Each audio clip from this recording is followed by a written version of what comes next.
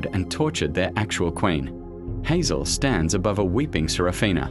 With a single command, she strips the fake princess of all titles, sentencing her to the deep dungeons for high treason and identity theft.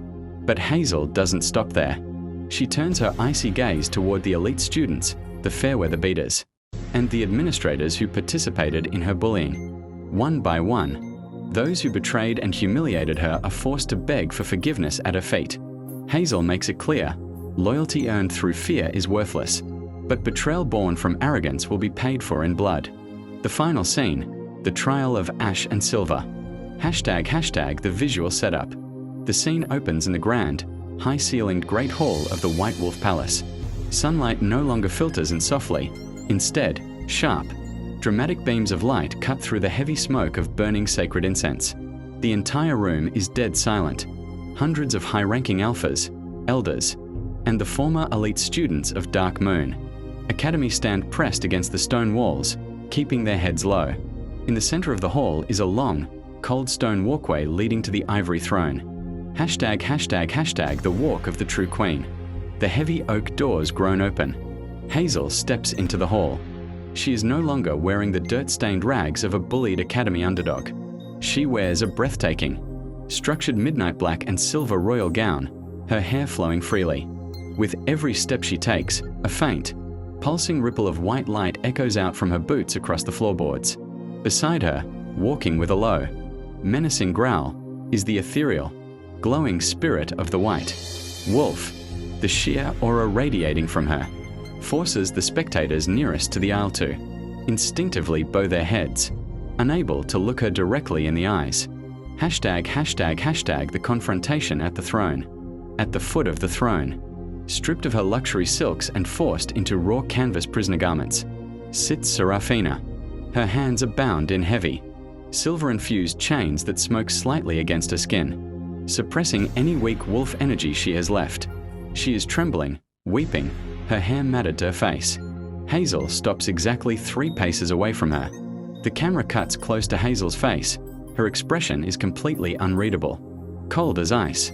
Seraphina, whispering, cracking voice, "Hazel, please. We shared a room. I was desperate. The world treats people like me like garbage. I just wanted to be someone."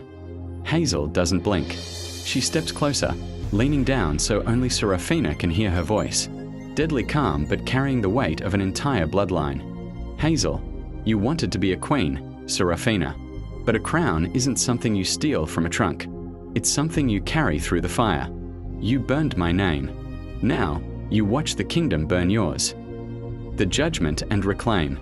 Hazel straightens up and turns to face the grand audience, her eyes flashing a brilliant, blinding white. At the sentence, with a wave of her hand, royal guards step forward. Seraphina is dragged away, screaming and begging, sentenced to the dark dungeons of the outer realm, stripped of her pack name forever. The traitors. Submission.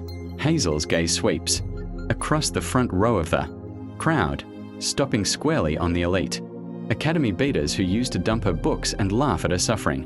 The camera pans to them shaking, instantly dropping to one knee, pressed to the floor in absolute submission. In the final ascendancy, Hazel climbs the steps to the ivory throne. She doesn't hesitate. She sits down, placing her hands firmly on the armrests. Final voiceover, VO, for the edit. They thought they could bury her in the mud and crown a fake, but royal blood always demands its throne. The traitors are on their knees, the fraud is in chains, and the White Wolf King's daughter is finally home. The reign of Hazel begins now. ## the final shot. The camera pulls back into a massive wide shot as the entire Great Hall lets out a synchronized, thunderous roar of allegiance, pounding their fists against their chests. Hazel looks directly into the camera lens, a slow, dangerous smile finally breaking across her face as the screen cuts to black.